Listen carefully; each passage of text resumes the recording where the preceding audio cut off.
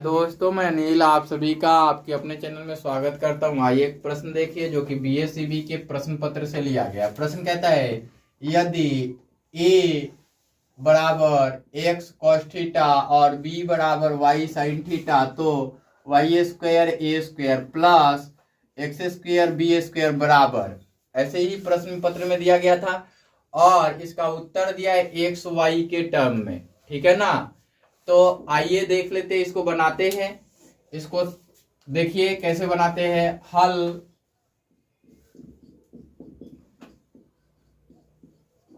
दिया है,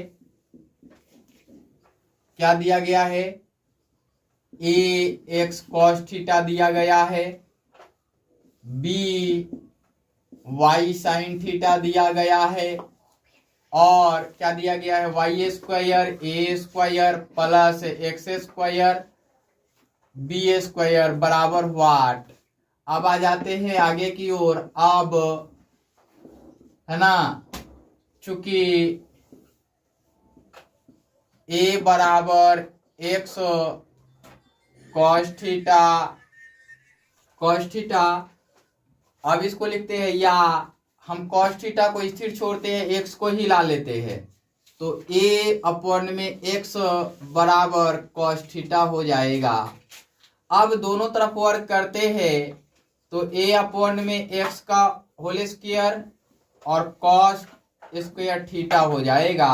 यहां लिख देंगे चूंकि दोनों तरफ वर्क करने पर, दोनों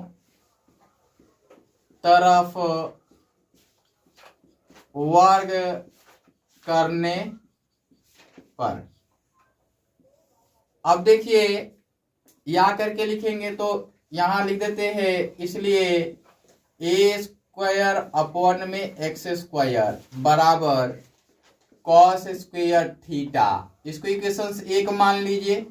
अब आगे आते हैं, फिर क्या लिखा है, चूंकि बी वाई साइन थीटा दिया हुआ है, हम साइन थीटा को स्थिर रखते हैं, वाई को इधर की ओर लाते हैं, तो बी अपॉन में वाई हो जाएगा is equal to sine theta हो जाएगा। अब हम दोनों तरफ वर्क करते हैं,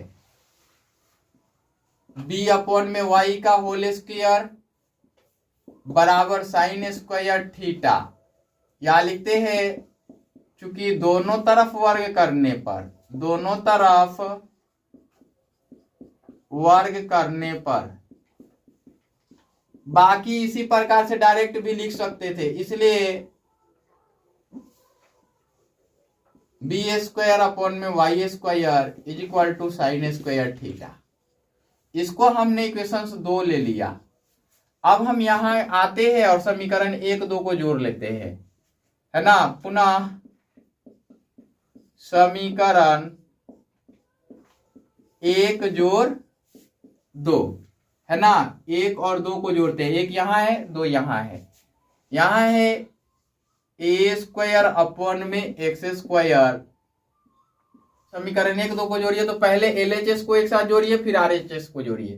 तो यहां लिख लीजिए बी स्क्वायर अपॉन में वाई स्क्वायर, यहां लिखिए cos square theta plus sine square theta, तो cos square theta plus sine square theta. अब देखिए आपको भी समझ आने लगा होगा कि कहां से प्रोसेस घुमा है। अब यहां पे हम करते क्या है, या करके लिखते हैं। हमने क्या करना है, इसका ज्यों का त्यों वह भी लिखना है, क्योंकि एक प्रोसेस और करना होगा, बी स्क्वायर अपॉन में वाई स्क्वायर, और आप जानते हैं कि इसका मान 1 होता है ना। यहां लिख सकते हैं चूंकि sign square theta plus cos square theta बराबर 1, ये त्रिकोणमिति के निष्पत्तियों के द्वारा प्राप्त होता है। आगे आते हैं, इसको लिखते हैं, हमने एलसीएम लिया एक्स स्क्वायर और वाई स्क्वायर का, ठीक है।